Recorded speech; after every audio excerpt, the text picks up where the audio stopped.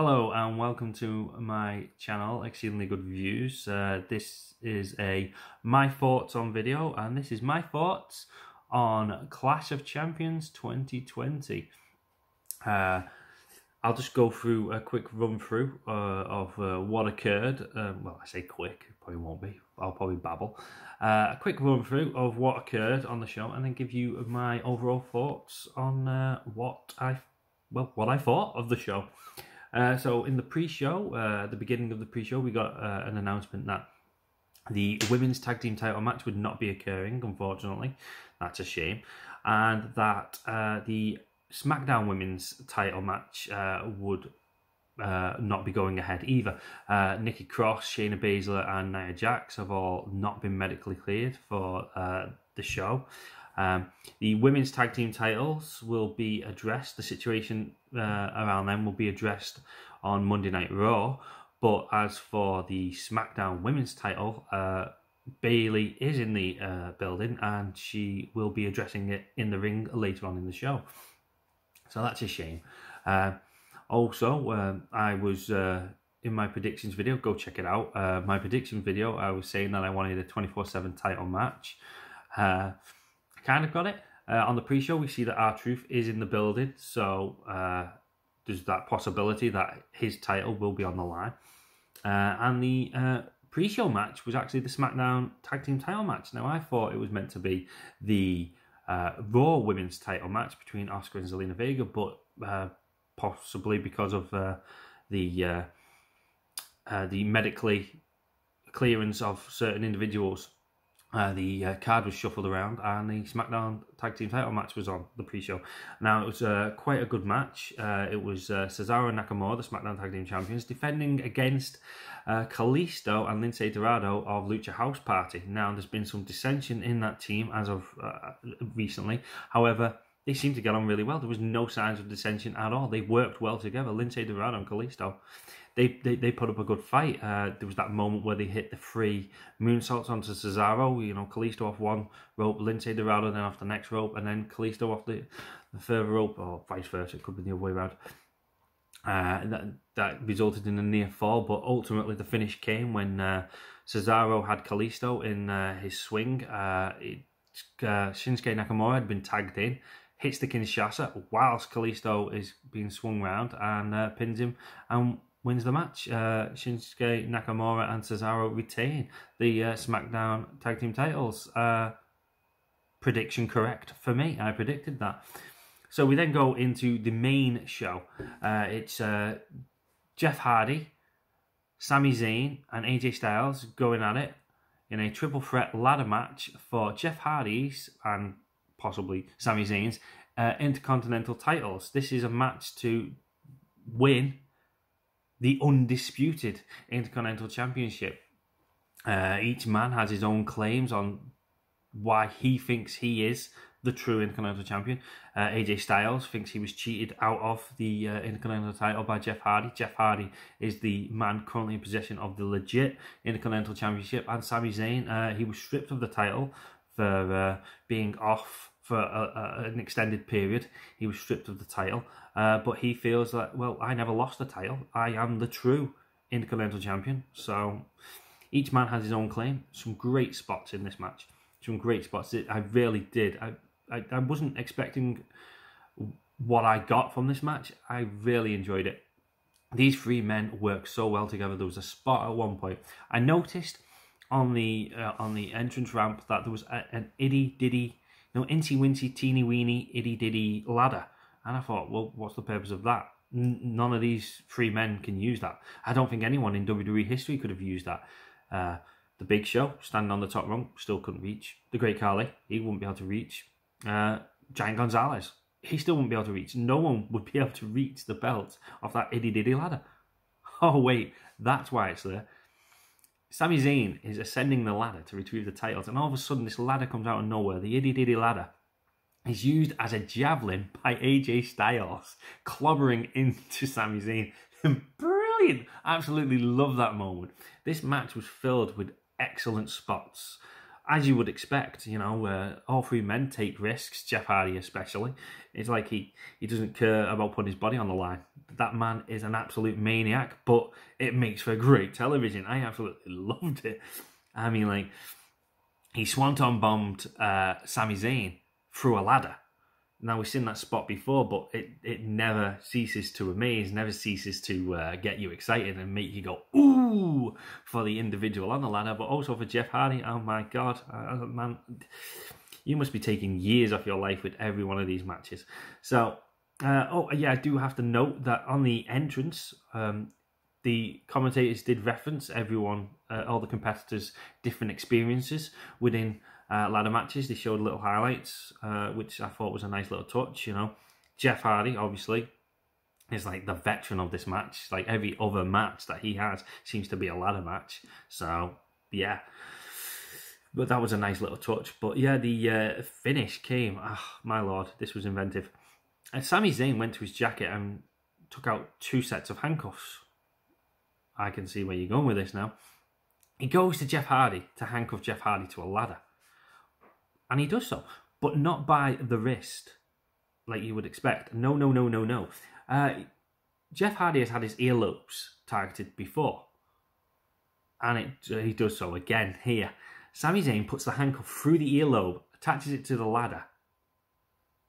Jeff Hardy is incapacitated. He's got a ladder. He's attached to a ladder. What's he going to do? Rip his ear off? Sami Zayn then goes to handcuff AJ Styles to the ring ropes. However, he fails. But he does handcuff himself to AJ Styles, therefore preventing AJ Styles from being able to ascend the ladder. So, AJ Styles is attempting to ascend the ladder. He's got Sami Zayn on his shoulders. Jeff Hardy, looking like Quasimodo, carrying the ladder next to his ear. He climbs back into the ring and is trying to prevent AJ Styles. AJ Styles is distracted by Jeff Hardy. Sami Zayn retrieves the key for the handcuffs from his mouth, uncuffs himself, attaches AJ Styles' handcuff to the ladder, so AJ Styles is now stuck to the ladder, freeing up Sami Zayn to ascend the ladder and retrieve the Intercontinental titles. He is now the undisputed Intercontinental Champion. Prediction correct for me, once again. Go check out my prediction video. Yeah, so match number 2. Oh, no, sorry. My apologies, I'm getting ahead of myself. Just before that, after this match, R-Truth is backstage. He's being led around by Little Jimmy, his imaginary friend.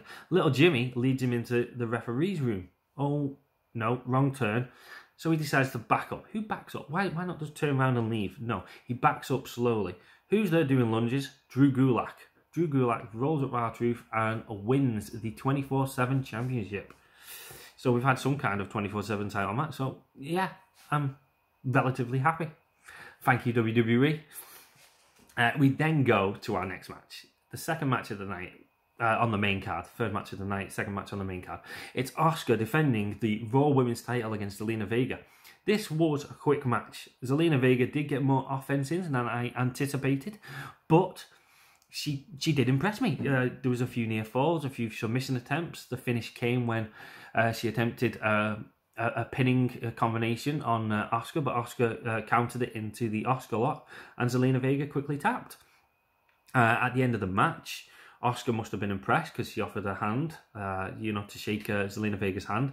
Zelina refused, but did bow to Asuka. However, that was just to lead Asuka into a false sense of security because Asuka bowed and Zelina kicked her.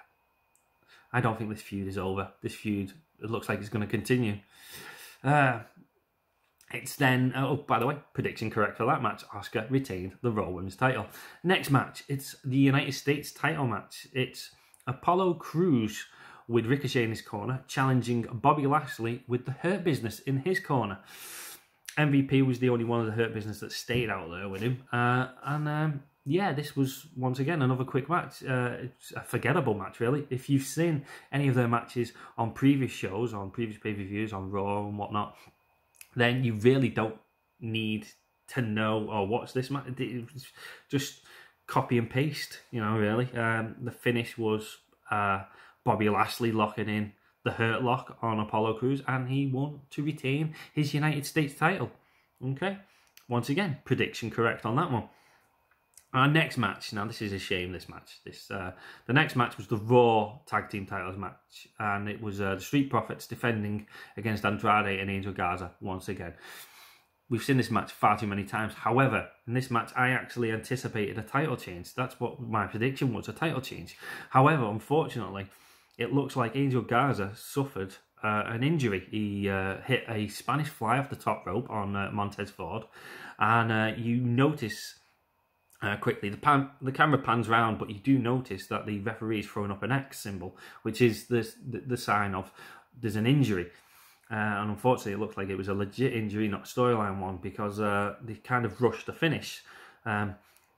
Angelo Dawkins got tagged in, hit a spine buster on Andrade, and pinned him. Now, you can clearly see that Andrade kicks out at 2. However, the ref still counted the 3 and quickly finished the match. So everyone, Andrade and Angelo Dawkins, looked confused by the whole thing. But I think because of the injury, the match ending was changed. And personally, I think WWE was going to go with the title change here. But because of the injury, they decided not to. And on the fly, they kept the belts on the Street Profits. I did not predict that match, unfortunately. I did think Angel Garza and Andrade would win. You see the referee and Andrade and some medical personnel tending to Angel Garza on the outside of the ring. So I do hope that his injury is nothing too severe and he doesn't have to take too much time off.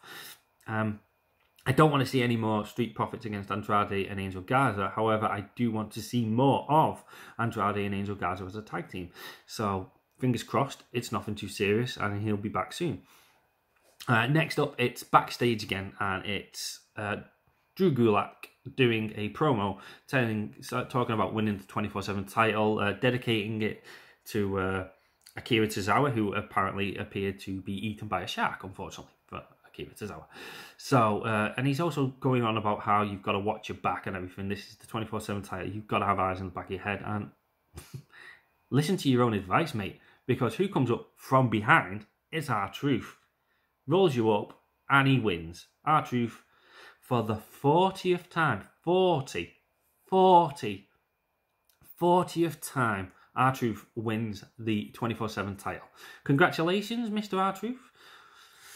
But yeah, let's go with something new for a change. But yeah, so that was that. Then next out comes Bayley. Now, what are they going to do with Bayley? Because obviously Bayley, her competitor, Nikki Cross, the challenger for the SmackDown Women's title, isn't medically cleared and isn't there. So what's going to happen? She comes out with that chair, sets it up in the ring, the chair that she's attacked Sasha Banks with. She sets it up in the ring and offers an open challenge, basically. If no one's willing to accept this open challenge, then referee, come in the ring and raise my hand and declare me the winner. And that looks like how it's going to go. But then, whose music hits? Asuka's music hits. Asuka comes out. The Raw Women's title champion is going to challenge Bayley for the SmackDown Women's title. Excellent. We've seen this match before, but I don't mind. I enjoy this match. It's a good match, in my opinion. So, they have their match. It looks like Asuka's getting on top. So, what does Bayley go and do? Gets a chair and gets herself disqualified. Attacks Asuka with the chair and gets herself disqualified to retain the title. I predicted this. I thought that there'd be some shenanigans in this match and Bayley would end up retaining the title, and she did. Okay, she didn't win the match, but she retained the title, which I predicted. So I'm taking this as a prediction correct. But what followed was Sasha Banks coming out and attacking Bayley with a chair. Sasha Banks still with the neck collar on, still selling the injury. She came out and attacked Bayley with the chair. So, yeah. Hell in a Cell.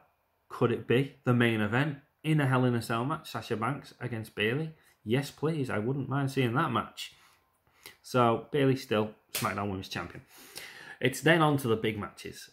It's Drew McIntyre, the WWE Champion, defending his title against Randy Orton in an ambulance match. This was a good match. It was a great match, filled with great spots. You had early on in the match, it looked like Drew had injured his jaw again. Randy Orton was setting him up for the punt, but then you see a hand holding Randy's ankle. And when the camera pans around, it's Big Show. A man that Randy Orton had taken out with the punt. Big Show drags Randy Orton out of the ring and chokeslams him through the announce table. Bit of comeuppance there for you, Randy. And this is a regular theme throughout this match. So, the match continues. We see a moment where Drew McIntyre Claymore kicks the door of the ambulance. Seems to tweak his knee. There's the spot where Drew McIntyre is flung into the windshield by Randy Orton and it bloodies up Randy Orton's back.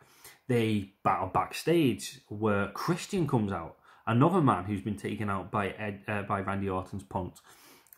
He assaults Randy. Just when Randy Orton seems to be getting the upper hand, these individuals come out and prevent him from winning the match. So, regular theme. Christian gets taken away by the refs. The match continues. Like I said, there was the windshield spot. They end up climbing on top of the ambulance. Drew gets kicked off the top. As Randy Orton turns around, who's there? Shawn Michaels. Sweet chin music, thank you very much. Randy's shaken. Shawn Michaels chucks him off the top of the ladder. Off the top of the ladder? Sorry, wrong match. Off the top of the ambulance. So Shawn Michaels, another man taken out by Randy Orton, gets his revenge, gets to a little bit of comeuppance. So, yeah, the match continues. It looks like Randy is going to get Drew into the back of the ambulance. But what happens? Oh, sorry, he gets him into the back of the ambulance after an RKO out of nowhere. Yes, Randy Orton hits his RKO and flings Drew McIntyre into the back of the ambulance. I keep saying ladder. Ooh, I'm confused. So yeah, he throws him into the back of the ambulance. He's closing one door. Boom. He goes to close the second door. Why did they always go to close them slowly? I have no idea. What appears? A hand out of the ambulance. Drew McIntyre isn't going to allow this match to end yet. Drew McIntyre fights his way back out. Ends up Claymore kicking Randy and throwing him into the back of the ambulance. He doesn't go to close the doors though. No. He starts to drag Randy back out of the ambulance. Sets him up and punts him. He punts Randy Orton. Randy Orton in the back of the ambulance. Doors closed. Drew McIntyre wins the match. Retains the WWE Championship. Good for you, Drew McIntyre. I didn't see that one coming. I did not predict that. And then the ref's telling the ambulance to drive away. And who is in the driver's seat? It's Ric Flair, another man that Randy Orton has punted. Ric Flair, woo, drives that ambulance out the arena. Final match of the night, the main event. Roman Reigns defending the Universal title against his cousin Jey Uso, and this was an awesome match. It really was. So many good moments. I mean, you had the power of Roman just dominates the match. Roman gets 90% of the offense in this match, 95% of the offense in this match. When the pace is sped up a little, it's to Jey Uso's advantage. Jey Uso seems to start to get a bit of momentum behind him. But then Roman just slows it straight back down with his power, with his offense, punches, kicks, headbutts. He slows the match down. He brutalizes Jey Uso. He brutalizes Jey Uso to the point where Jimmy, Jey Uso's twin brother, hobbles down to the ring with a towel. We can see where this is going. He threatens to throw it in. Jey Uso doesn't want him to. Don't throw it in. Don't throw it in, bro. But Roman continues with the assault. Roman wants to be acknowledged as the tribal chief, and Jey Uso won't do that. Jey Uso is not going to acknowledge him as his chief. This gets under the skin of Roman. This is why Roman is brutalizing Jey Uso. The ref is going to stop the match at one point, but Roman won't allow him. I've been beating him up his entire life, he says. I've been doing this his entire life, since we were kids. You ain't stopping this match. He won't allow the ref. He intimidates the ref to allow this brutalization, if that is a word, to continue. He's brutalizing Jey. Punching him with his elbows, with his forearms. There's headbutts. There's all kinds. And ultimately, Jimmy throws in the towel. He can't see any more of this. He throws in the towel. The match is over. Jimmy does acknowledge Roman Reigns as, you are my tribal chief. You are my chief. That's what Roman wanted. He didn't really care about the match. Oh, well, he did, but he wanted to prove a point. He wanted to prove that he is the top of the food chain in their tribe, in their family. He is the tribal chief, and you don't mess with the tribal chief. You mess with the tribal chief and you suffer. Just look at Jey Uso. Just look at what I've done to my cousin, to my blood. This sets quite a strong point to anyone else who's going to challenge him for the Universal title. If I will do this to my family, what will I do to you? All hail the tribal chief. Love it. So, yeah, that is my run through of the pay-per-view, and I have to say I was very much impressed by this pay-per-view. WWE have a bit hit and miss sometimes with their pay-per-views, more so misses, but this one, it really hit the mark. Yes, there was a few matches. Like I said, the United States title match was quick. We've seen it before. Didn't really care about that. The Raw Women's title match was a bit too quick as well. Zelina got more offense than what I thought, but Asuka retained there. It's a shame about the Raw Tag Team title match. That is such a pity.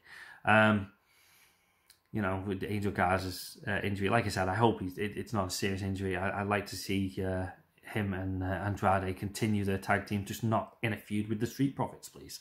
The ambulance match, yes, I realised the ambulance match was just in there just to sell the little toy set that WWE are currently producing, the Slambulance toy set that they've got. I realised the ambulance match was just there to sell that, basically. You know, with the door coming off and the windshield smashing and the chair and the crutches and everything within the ambulance. Yeah, it was a gimmick, and it was just there. I think you could have just had this as a straightforward match. You could have had a cage match, a no DQ and anywhere falls match, but no, it had to be an ambulance match to sell the toy.